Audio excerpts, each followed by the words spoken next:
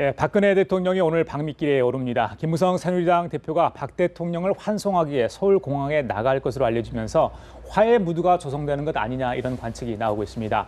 한편 역사 교과서 국정화 논란으로 우리 사회는 이른바 이념 전쟁의 소용돌이로 빠져들 가능성이 커졌지만 정치권에서 새 결집을 위한 호재라며 여야 없이 일사불란한 모습을 보여주고 있습니다. 송승호 건국대 교수, 강훈식 동국대 교수 두 분과 함께 자세한 얘기 나눠보도록 하겠습니다. 안녕하십니까? 안녕하세요. 자, 오늘 박근혜 대통령 미국 방문합니다. 16일 날 한미 정상회담이 있죠. 오늘 방미를 하는데 김무성 대표가 환송을 한다고 합니다. 이 배웅을 하게 되는데 지난 유엔총회 참석할 때 방문할 때는 나가지 않았거든요. 그때는 뭐 안심공천 문제로 좀 굉장히 어수선한 상황이었는데 자, 오늘 나간다. 이거 정치적 의미로 좀 해석을 할 수 있을 것 같은데 어떻게 보세요? 지금 조금 전에 이제 최종적으로 확인해 본 바로 김무성 대표실을 확인해 본 바로 환송 나가는 건 이제 확실하답니다. 그래요? 정확하게 이제 나간다고 그러는데 지난번에 이제 그 박근혜 대통령께서 유엔총회 참석하실 때 그때는 안 나가셨죠. 그죠? 그때는 이제 본인이 오늘 김무성 대표가 그 부분에 대해서 언급하기를 그때는 무슨 사정이 있었다. 그래서 못 나갔고 그러면 대통령이 귀국하실 때 왜 안 나갔느냐? 원래 밤에는 배웅이나 전송을 하는 것이 아니다. 그것이 관례다, 안 가는 것이. 새벽 4시에 들어오시는데 내가 나가는 것 자체는 도저히 대통령을 번거롭게 해줄 수 있는 부분이기 때문에 안 나가는 게 관례다. 이렇게 이제 설명을 했어요. 그래요? 근데 어쨌든 간에 이제 국민들이 궁금한 부분은 박근혜 대통령과 김무성 대표가 사이가 정말 나쁘냐 아니면 그렇지 않느냐 이제 여기에 궁금증이 있는 거 아니겠어요? 그래서 김무성 대표가 오늘 환송을 나간다면 이제 좀 화해가 됐느냐 이제 이런 거 아니겠습니까? 제가 볼 때는 김무성 대표와 박근혜 대통령은 두 분 다 우리나라에서 현역 정치인 중에는 가장 정치를 잘하는 정치 고수란 말이죠. 그렇기 때문에 두 분이 만약에 그 협력을 하지 않는다면 두 분 다 큰 문제가 생긴다. 대통령과 여당 대표가 사이가 멀어졌다면 그건 당장 국정 운영의 문제점으로 바로 들어오기 때문에 양쪽 다 좋을 리가 전혀 없다. 그래서 운명 공동체다. 이런 부분을 두 분이 확실히 인식을 하고 있는 거죠. 그렇기 때문에 대표와 대통령이 여당 대표와 대통령이 사이가 안 좋다. 개인적으로는 안 좋을지 모르지만 업무적으로는 화합을 할 수밖에 없습니다. 그래서 오늘 김무성 대표가 이제 그 공항에 나가는 부분도 대통령과 김무성 대표는 알고 있는 거죠. 우리는 싸워서는 안 된다는 걸 서로. 그런 차원으로 이해하면 될 것 같습니다. 어제 마침 이제 국정교과서 전환 방침이 이제 발표됐는데, 자, 이런 요인들이 어떤 당청 관계에 어떤 한 목소리를 내게 하는 요인. 그렇다 보니까 김무성 대표도 자연스럽게 나갈 수 있는 어떤 계기가 되지 않았냐 이런 분석도 나오던데 그 부분은 어떻게? 네, 뭐 사실 그렇죠. 사실은 이 여야 모두 이 문제에 대해서 각자의 입장을 가지고 다들 대하고 있습니다. 즉 바꿔 말하면 굉장히 지금 당의 룰과 관련해서 원심이 강화되다가 갑자기 이 역사교과서 문제 국정화하는 문제가 부각되면서 야당은 야당대로 또 여당은 여당대로 구심이 작용하는 시점이라고 봐야 되고요. 사실은 오늘 뭐 김무성 대표가 하시는 거 아까 송 교수님 말씀하신 거 그런 측면도 있겠습니다만 이 보통 대표의 일정을 짤 땐 크게 두 가지로 분류해서 짭니다. 이게 공격적 일정이냐 방어적 일정이냐고 짜는 건데요. 사실 이제 이번 일정 같은 건 방어적 일정이죠. 반대로 말하면 안 가면 어떨 것이냐. 안 가면 이게 불협화음의 연장선상이라고 해석할 가능성이 많습니다. 그러니까 간다고 해서 화해 무드다 또는 뭐 화해 무드 아니다 이런 해석들은 여지가 있습니다만 지금 안 가면 또 그게 더 어색하지 않겠습니까? 그렇죠. 더군다나 역사교과서 문제를 당청이 또는 뭐 그 주도적으로 문제를 풀어야 되는 입장에서 보면 안 가는 게 오히려 어색한 국면이고 그렇기 때문에 김무성 대표 입장에서는 배웅은 나가는 게 좀 봤어야 되는 거고 배웅 나갔어야 된다고 봐야 되는 거고 이게 곧 화해 무드다 이 부분에 대해서 좀 더 지켜봐야 할 필요가 있지 않을까? 이번에는 강 교수 먼저 여쭙게 이번에 이제 뭐 사상 최대 뭐 경제사절단을 동행을 한다고 하는데 윤상현 정무특보, 김재원 정무특보가 동행을 합니다. 정무 라인 2명이 가거든요. 한 명도 아닙니다. 동시에 가는. 이건 뭐 어떻게 봐야 됩니까? 이례적입니까? 아니 뭐 원래는 이제 청와대에서 밝히고 있는 거는 원래 늘 특보들이 지난번에는 홍보특보가 갔고 이렇게 여러 번 갔다라는 입장을 밝히고 있습니다만 사실은 이제 실제 일정상에서 대통령과 정무특보가 함께 할 수 있는 일정은 없는 것으로 알고 있습니다만 그러니까 물론 수행은 같이 하는 것이죠. 그러니까 같이 뭐 이야기할 시간은 없는데 보통 이런 경우에 왕복 30시간을 비행기 안에서 보낸다는 것이죠. 그러니까 이제 지금까지 사실은 제가 볼 때는 이미 청와대 입장에서 보면 지난번에 어쨌든 공식적으로 발을 뺀 겁니다. 이 공천 문제와 관련해서 공식적으로 발을 뺀 것이고 발을 뺀 이후에 그러면 뭐냐 소위 친박 의원과 비박 의원이 잘 상의라는 게 청와대의 지침인 거라고 봐야 됩니다. 사실상 이제 관여하지 않겠다. 즉 국정의 문제에 집중을 하겠다는 것인데 그렇다고 청와대가 이 사태를 그대로 놔두고 있을 것이냐면 그렇지는 않다는 겁니다. 즉 정무특보들과 충분한 교감을 해서 이 문제에 대해서 나름대로의 청와대의 의중은 밝힐 필요가 있겠죠. 또 그거는 뭐 대통령의 입장에서 당연한 겁니다. 당을 좌지우지할 수는 없습니다만 정무특보를 그래서 임명을 하는 거고 정무수석도 그런 연장선상에서 임명을 하는 것이니까요. 근데 아마 이번 뭐 방미 기간 동안 같이 수행은 합니다만 그 한미 정상회담을 제외하고 정무특보가 다 수행을 하게 돼 있더라고요. 근데 그것을 빼고 아마 제가 볼 때는 이 30시간의 비행 시간 동안 많은 상의가 있지 않을까 이렇게 조심스럽게 점쳐볼 수 있습니다. 그런데 저도 이런 생각이 들어요. 저도 이제 대통령 이제 뭐 해외 순방 때 현역 기자 시절에 이제 같이 수행을 해 보면은 대통령이 수행단하고 대통령하고 그렇게 대화할 시간이 거의 없습니다. 비행기 안에서도 대통령은 끊임없이 본인의 공식 일정에 대한 자료 검토하기도 바빠요. 비행기 안에서. 준비를 엄청나게 해야 됩니다. 대통령은. 왜냐하면 대통령의 모든 관심의 초점은 대통령에 모여있기 때문에 특히 정상회담 같은 경우는 양국 정상의 모든 세계의 이목이 집중된단 말이죠. 그렇기 때문에 은행 하나, 모든 제수처 하나 이런 것까지 다 공부를 엄청나게 공부해야 됩니다. 그냥 뭐 참모들이 적어주는 연습문을 가서 읽고 이렇게 하는 게 아니에요. 정상회담. 대통령으로서 준비할 게 너무나 많아요. 그렇기 때문에 비행기 안에서도 끊임없이 자료 검토하고 궁금한 거 있으면 참모 불러서 또 물어보고 자료 보완하고 끊임없이 이렇게 한단 말이죠. 그래서 수행원하고 대통령하고 별로 대화할 기회가 별로 없어요. 그런데 기자들하고도 사실 대화할 기회가 없지 않습니까? 오는 비행기 안에서 대통령이 기자들이 있는 좌석으로 와서 한두 마디 하는 그 외에는 거의 없지 않습니까? 그리고 이번에 특히 그래서 제가 이제 저 윤상현 이제 정무특보, 그다음에 김정은 정무특보가 동행을 하는데 이제 일부 언론에서는 무슨 뭐 특별 명령을 뭐 특별 임무를 수행하는 거 아니냐 뭐 이런 얘기도 나오더라고요. 근데 제가 볼 때는 만약에 대통령이 저 두 분에게 특별 업무를 줬으면 굳이 공개되는 순방단에 동행하고 가는데 거기서 특별 임무를 줄까요? 저분들이 만약 어느 행사에 참석해야 되는데 저분들이만 참석 안 했다. 그럼 기자들이 이 두 분 어디 가셨지 하고 바로 찾고 취재에 들어간단 말이죠. 도로 노출될 위험성이 많은데 이런 식의 공식 행사에 특별 업무를 주겠느냐. 제가 볼 때 이런 것 같아요. 단순히 보면 청와대도 그렇게 뭐 설명을 했지만은 저 두 분이 지금 김재원 의원 같은 경우에는 지역구가 경북 의성 청송군이에요. 여기 지금 한선이 걸려있어요. 인구 한선. 통폐합 대상이에요. 저 지역구도. 그리고 지금 윤상현 의원 지역구 인천 남구 을 아닙니까? 거기도 막 지역구는 어쨌든 보면 새누리당에서 봐서는 조금 뭐 유리한 지역이라 하지만 사실은 또 인구가 좀 성향이 많이 바뀌었어요. 저는 어떻게 해석을 하냐면 저 두 분한테 도리어 대통령의 이제 힘 실어주기, 간접적으로 힘 실어주기, 그거 아니냐. 사실 청와대에서 누구를 동행을 정할 때도 국회의원을 정할 때도 그냥 정하는 게 아니지 않습니까? 다 나름대로 이유가 있어요. 거기에서. 그러나 대통령 순방의 어떤 목적과는 관계없이 국내 상황, 지역구 상황 자체만으로도 지역 구민에게는 아마 지금 저 김재원 의원 같은 경우에는 이번에 대통령을 순방을 동행함에 따라서 군위 의성 청송 본인 지역구에서는 지역구가 하한선 걸린다 하면 주민들은 대통령은 여전히 김재원 의원에게 마음이 가 계시구나.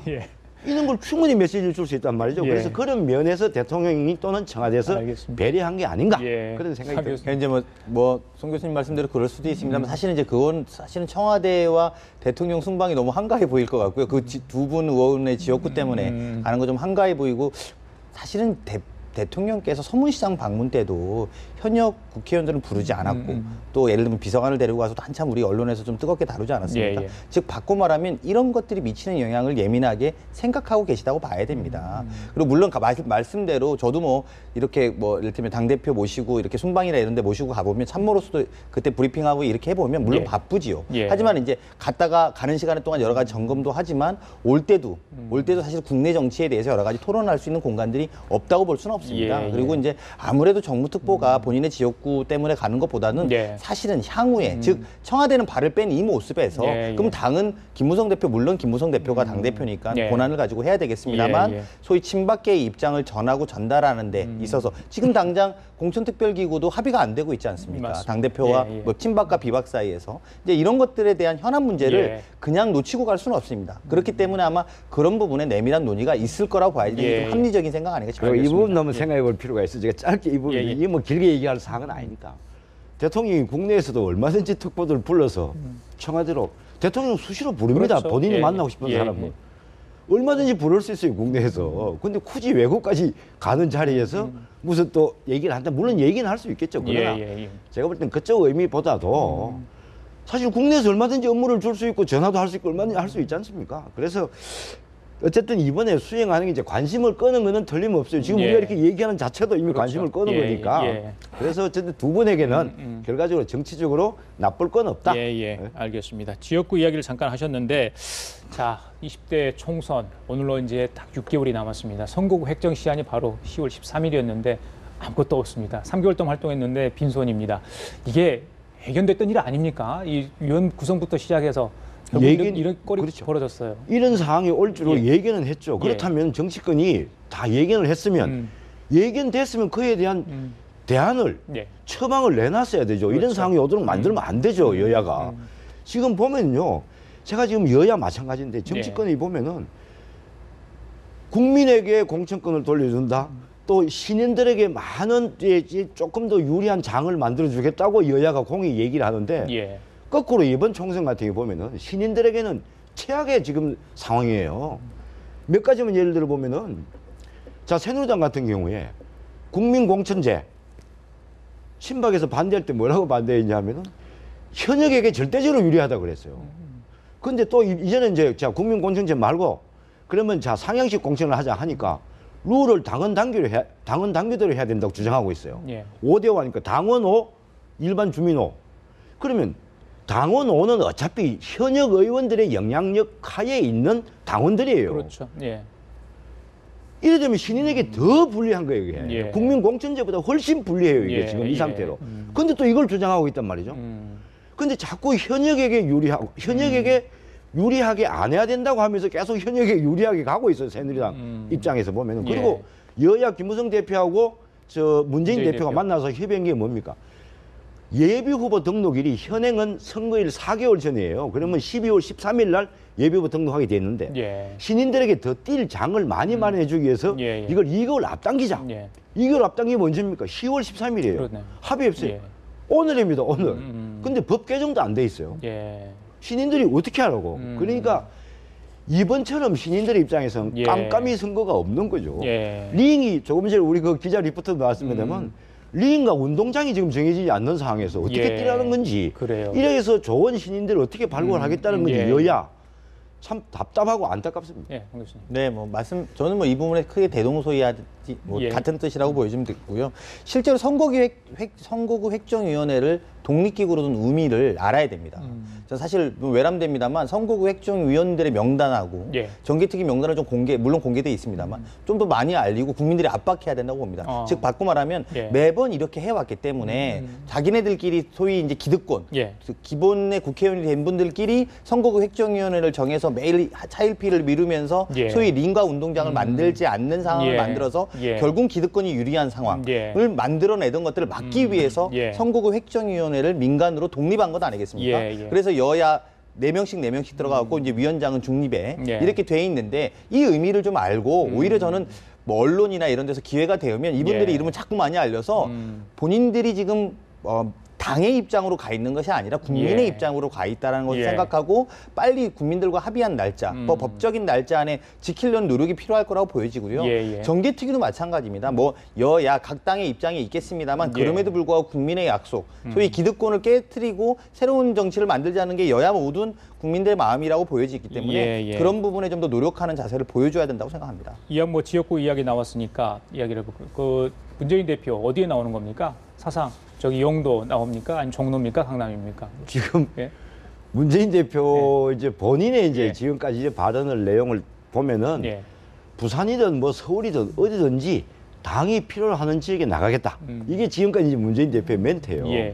근데 지금 보면은 당 내에서 문재인 대표 부산에 나가야 된다는 사람도 있고 또 죄송합니다. 전현희 전 이제 의원 같은 경우에는 강남에 나와라. 강남으로 와야 된다고 그러고 아마 문재인 대표 아직까지 정하지는 않았겠지만은 저는 이거부터 봐야 돼요. 문재인 대표가 당 대표인데 선거를 총괄 지휘해야 될 당 대표가 지역구 선거에 출마하는 것이 옳으냐?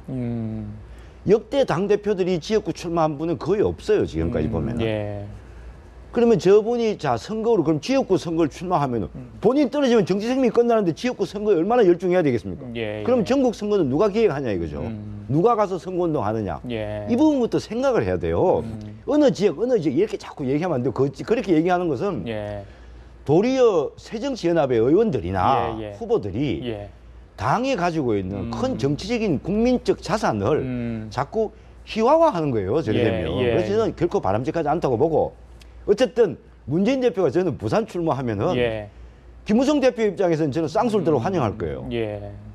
어떻게 보면은 그래서 문재인 대표가 너무 이제 이쪽 저쪽 그런 너무 정치 도식적으로 따지지 말고 그야말로 당의 입장에서 큰 틀에서 따져야 되지 않나 그런 생각이 듭니다. 어떻게 이제 뭐 실제로는 다른 거를 떠나서 지금 국면에서 문재인 대표한테 아쉬운 말씀을 좀 드리면 본인의 출마 결정이 안 하고 있는 것이 혁신위의 안들도 다 무산되고 있는 거다. 즉 바꿔 말하면 혁신위의 마지막 제안이었습니다. 마지막 제안 중에 당대표와 이전의 직전 대표들은 용단을 내려달라고 요청을 했거든요. 근데 이것들을 지금 입장 표명을 안 하면서 한 달 가까이 넘어가고 있는 국면이죠. 이제 이렇게 되면 그렇다면 당대표도 안 지키는 이야기를 전직 대표들이 들으리 만무한 것이고 전직 대표와 당대표 즉 당의 원로들이 지키지 않으면 당의 신진들만 지켜야 되는 혁신이 안이 돼버릴 수 있습니다. 그래서 이 문제에 대해서 저는 조속하게 입장을 밝히고 좀 사실은 처음에는 이 혁신의 마지막 안이 나왔을 때 추석 명절이 지나면 바로 이 문제에 대한 입장을 좀 내면서 오히려 새정치민주연합 혁신의 어떤 큰 틀들을 만들어 나갈 거라고 예상했는데 이게 그 다음에 뭐 강남 출마, 뭐 어디 출마로 자꾸만 이어지면서 전체적인 물타기가 되는 형국이라고 할까요? 근데 그러다 보니까 혁신의 날들은 좀 사라지고 거적들만 나고 그 과정에서 전직 대표들도 나도 나가지 나는 지역구를 지킬 거라는 입장들을 밝히면서 전반적으로 새정치민주연합의 혁신이 전체의 안들이 맨 마지막에 활용점정과 같은 안들이 좀 녹아지는 느낌이 들어서 그것 자체를 더 저는 안타깝게 바라보고 있습니다. 알겠습니다. 모든 현역 정치인들이 아마 내년 총선, 4월 총선을 지금 염두에 두고 생각을 하게 했는데 마음이 과연 콩밭으로 가 있는지 좀 나중에 확인을 좀 해봐야 될 것 같고 지금 현재 가장 큰 현안은 교과서의 국정화 논란 아니겠습니까? 그렇죠. 모든 정치권 이슈를 좀 빨아들이고 있는 상황인데 야당은 오늘도 장애로 나갔습니다. 청와대에 항의 사항까지 전달하고요. 릴레이 이슈도 계속 한다고 합니다. 예산안과 연계해서 투쟁을 하겠다는 방침까지 나왔는데 자 이미 정해진 상황인데 어떻게 이 문제를 좀 풀어야 된다고 보십니까? 제가 볼 때는 기본적으로 교과서 문제가 정치권에서 이렇게 논쟁을 일으켜야 되는 문제인가? 저는 기본적인 것부터 한번 생각을 해보고 싶어요. 그러면 이걸 학계나 아니면 뭐 다른 교과서를 누가 만듭니까? 정치인이 만드는 게 아니지 않습니까? 국회가 만드는 게 아니에요, 교과서는. 교과서는 그야말로 우리 역사를 전공해온 대한민국의 대표적인 학자들이 우리의 중고등학교 자라나는 청소년들에게 국가관을 심어주고 우리 청소년들의 사회성을 심어주고 역사성을 심어주고 우리 민족의 위대성을 심어주는 그런 교과서를 그분들이 만드는 거예요. 이것을 자꾸 정치 논리로 가져와가지고 무슨 친일 논란을 없애려 한다, 무슨 유신 독재를 미화하려 한다. 지금 어떻게 보면은 고대사라든지 근대사 이런 부분은 마찰이 없지 않습니까? 해석에 문제가 없어요. 다만 문제는 뭐냐면 박정희 대통령을 놓고 유신 독재를 미화할 거냐 안 할 거냐. 또 박정희 대통령의 친일 논란을 미화할 거냐 할 거냐. 딱 두 개예요. 그리고 자 건국 대통령 이승만 대통령이 독재 대통령이냐 아니면 건국의 대통령이냐. 크게 봐도 이 세 개밖에 없어요. 마찰 붙는 게. 이것은 역사학자들이 맡겨놓으면 되는데 왜 정치권이 와서 자기들 입장에서 정치적인 논리로 이걸 해석을 하는지 저는 첫째는 이해가 안 되고 국정교과서냐 거민정 교과서냐 이걸 누가 먼저 이야기를 했느냐 왜 바꿨느냐 그것도 사실 대통령이 아젠다를 던졌단 말이죠. 그래 되면 역사학계에서 논의하게 하는 게 맞다. 그렇고 어쨌든 저는 어떤 생각이냐면 이 역사 교과서 문제를 가지고 정치권이 너무 깊게 나서는 것도 저는 옳지 않다고 보고 앞으로 어떻게 해야 되나요? 그다음에 정치권이 이 가지고 저는 모든 걸 무슨 연대한다, 연계시킨다. 굉장히 바람직하지 못하다고 봐요. 그러다 보면 국민들로부터 끝내는 자당 이기주의, 여야 자기들 이기주의에 의해서 역사를 활용하는 것밖에 안 된다.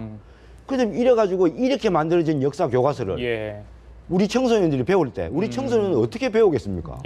이거 잘못된 역사일 수도 있다고 생각하고 역사 교과서를 배우면은 우리 청소년들이 어떤 이미지가 형성되겠습니까? 국가관이 어떻게 되겠어요? 그래서 저도 뭐 정확한 답은 없지만 안타깝고 예. 저는 논쟁을 좀 정치권에서는 안 했으면 좋겠어요. 여당에서는 어떤 보수층 결집에 어떤 정치 프레임으로 만들어 가려는 구도를 보이고 있고 야당도 사실은 이거 열심히 지금 하고 있는데 이게 오히려 역풍이 되지 그렇죠. 않을까 그런 걱정도 아마 할 겁니다. 당연히 분명히. 그렇죠. 이게 야당한테는 좋은 이슈가 아닙니다. 예. 근데 먼저 말씀을 드리면 저는 이번 일이 세 가지 정도의 문제점이 있다. 첫 번째는 제도적인 문제입니다. 바꿔 말하면 검정교과서가 문제라고 하지만 검정교과서 심의위원회가 교육부 산하에 있습니다. 그 예전에 교학사 교과서가 문제됐을 때 그 심의위원회에서 심의한 것들 한 1000군데 정도 심의해서 다 조정을 했습니다. 예. 그러니까 예컨대 검정교과서에 문제가 있었으면 교육부가 잘해서 수정을 요청했으면 수정이 됐을 거라고 보여지는 겁니다. 예. 근데 그럼에도 불구하고 이거를 국정교과서로 만들자라는 것은 좀 다른 의미가 있다. 첫 번째로 제도적인 문제에 대한 예. 지적을 해야 된다고 보여지고요. 두 번째는 이제 이게 역사학 자체에 대한 문제가 있습니다. 근데 이 부분은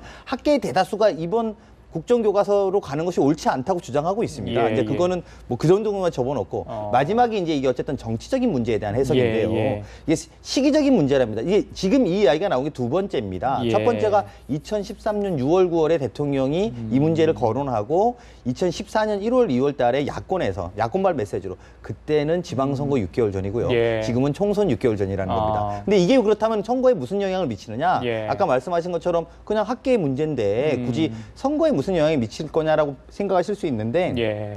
선거의 가장 낮은 단계로 보면 후보자들끼리 싸우는 거지만 가장 높은 단계는 지지자들이 싸우게 만드는 겁니다. 근데 이 문제는 대표적으로 지지자들이 응집되고 활성화되는 계기가 되는 겁니다. 특히 보수 진영에서는 이게 응집되고 활성화될 수 있는 계기가 되죠. 예. 왜냐하면 아까 말씀하신 것처럼 두세 가지의 쟁점이지만 이 쟁점에 동의하지 않으면 소위 북한을 옹호하는 거 아니냐 이렇게 말하기가 유리하기 때문입니다. 근데 문제는 제가 안타까운 것은 예. 노동개혁이라든지 경제 문제의 현안들이 예. 굉장히 산적하다. 맞습니다. 모든 것들이 경제에 집중해야 될 때라고 주장함에도 불구하고 예. 왜 이런 문제로 국론을 분열시키는지 그리고 이것들이 지금 시점에 맞는 것인지 예. 이 부분에 대해서는 냉정하게 짚어야 된다고 보여집니다. 알겠습니다. 오늘 말씀 여기까지 듣도록 하겠습니다. 지금까지 송승우 건국대 교수, 강훈식 동국대 교수였습니다. 두 분 말씀 감사합니다. 네.